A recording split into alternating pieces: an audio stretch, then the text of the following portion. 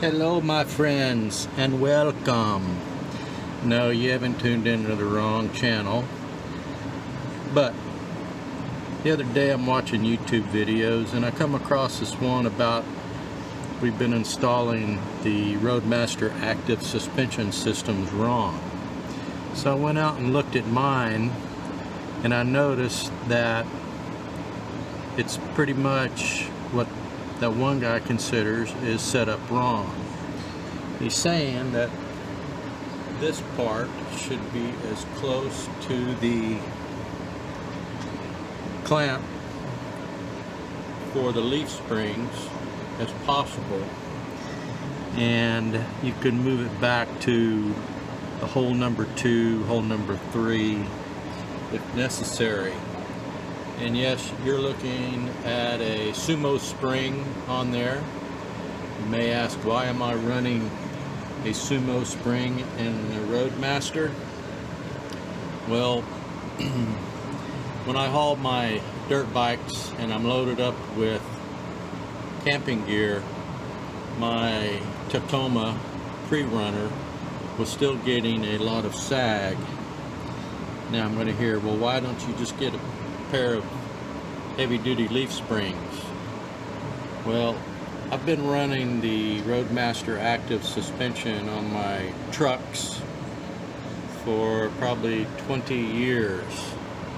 I want to say this is the third vehicle that I've put them on, and I'm always very happy with them. The leaf springs on the Tacomas are something to be well, they're just not very good. They wear out, they sag as most, but these seem to wear out quicker. This, by the way, these leaf springs are the recall leaf springs. Before, I had 2 springs in the overload, and the recall gave me 3 springs in the overload. So, I'm going to make the adjustment on both sides. I've taken measurements beforehand on the clearance of from the ground up to the bottom of the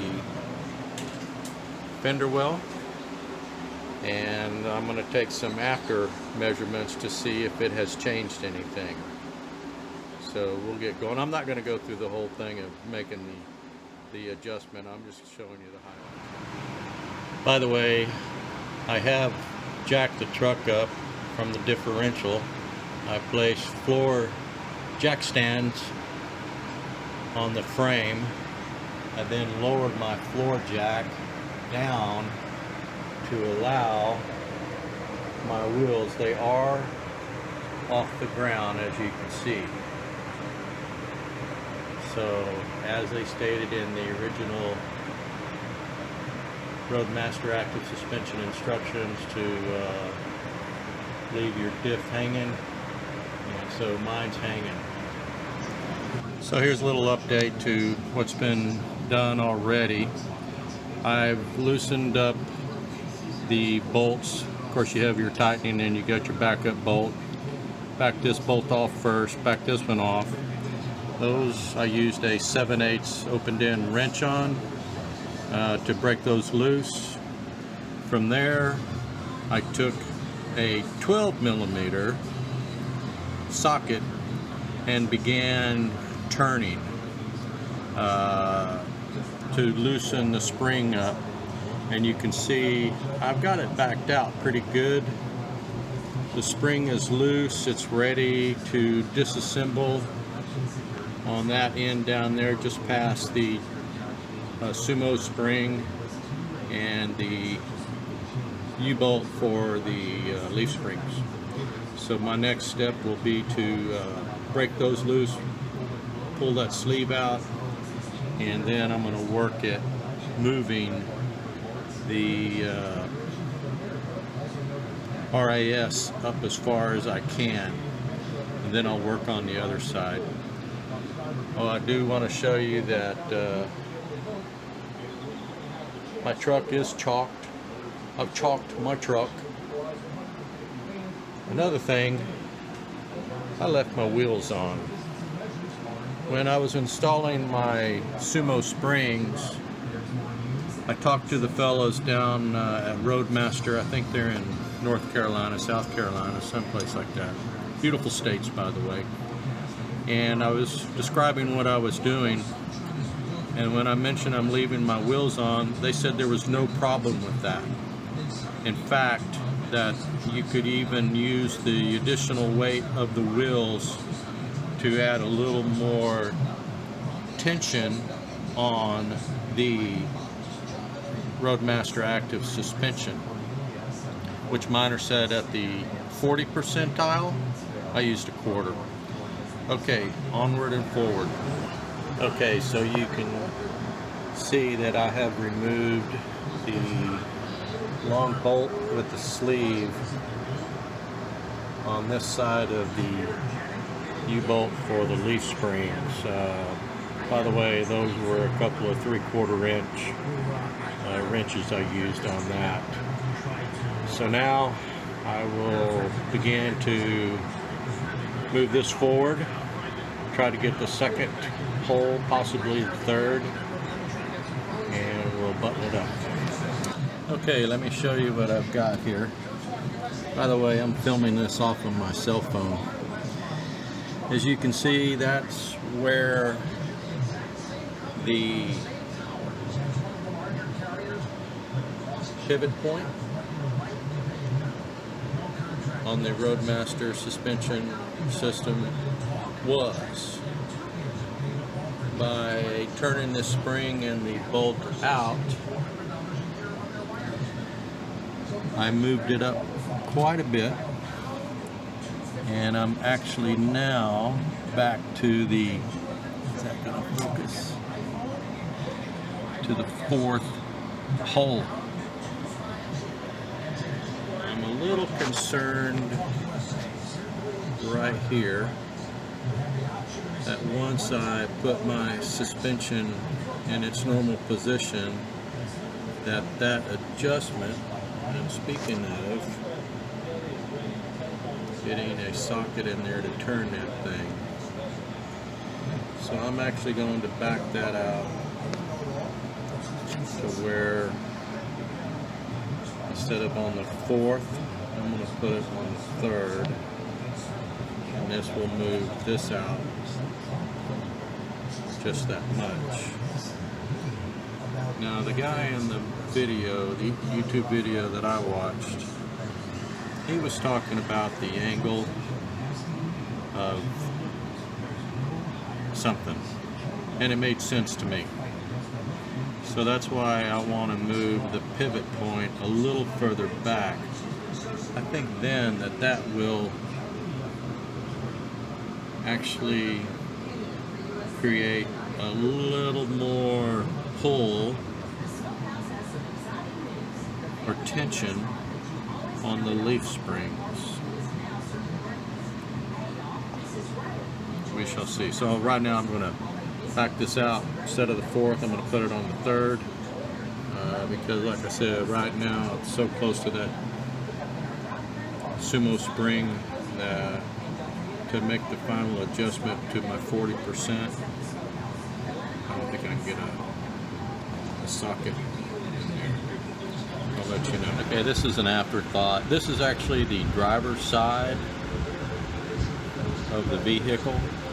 This I have not touched. It is my original setup anyway, but I wanted to show you the amount of thread difference between before or after. So this is before. We're back on the passenger side where I've been working on. This is the after, so you can see the amount of difference in that all thread bolt. I also, by the way, did use that fourth hole. I used a ratchet wrench to get in there to make the adjustment. 40% using a quarter. So anyway, this is what this one looks like on the passenger side complete. You can see the difference where it was and where it is. Okay, so I have finished the job. I put the driver's side the same as the passenger side one. Driver's side actually went a little bit quicker, but that's pretty par for the course because you've got a good idea of what's going on. Okay, this is a sheet that I do, and I do measure my truck from time to time depending on what I have done to it. If you look at the top, you can see that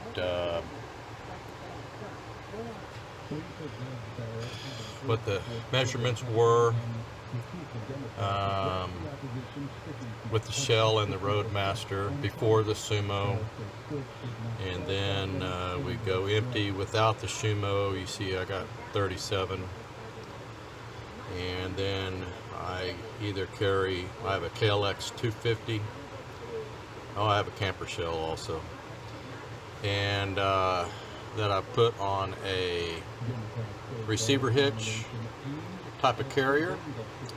And then I also have a KDX 220 that I haul around sometimes. And so I do these before and after, and it kind of shows you just what the differences are, you know. So just a couple of days ago, I measured my truck, driver's side front, passenger side front, driver's side rear, passenger side rear, and those were the measurements with the shell, but I had no gear in the back, and I'm running approximately a little over a half a tank, closer to 3/4 of a tank of fuel right now. So after doing my adjustment on the Roadmaster Active Suspension, I actually gained 1/4 of an inch in the rear on each side. So I'm running 37 1/4 over here on the passenger side.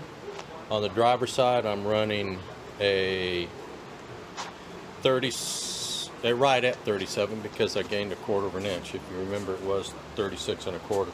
No gains up front. Okay, no gains up front. So anyway, we'll see. I am going out of town this weekend. I'm going to be hooking up my utility trailer, hauling a motorcycle up to visit my oldest son north of the Dallas area, where we're going to go ride some motorcycles together. Looking forward to it. By the way, this is my very first video. I hope you enjoyed it. The job wasn't too hard, too difficult. If an old guy like me, 65 and retired, can do it, I bet you can do it too. All right, that's it. Enjoy. Peace out.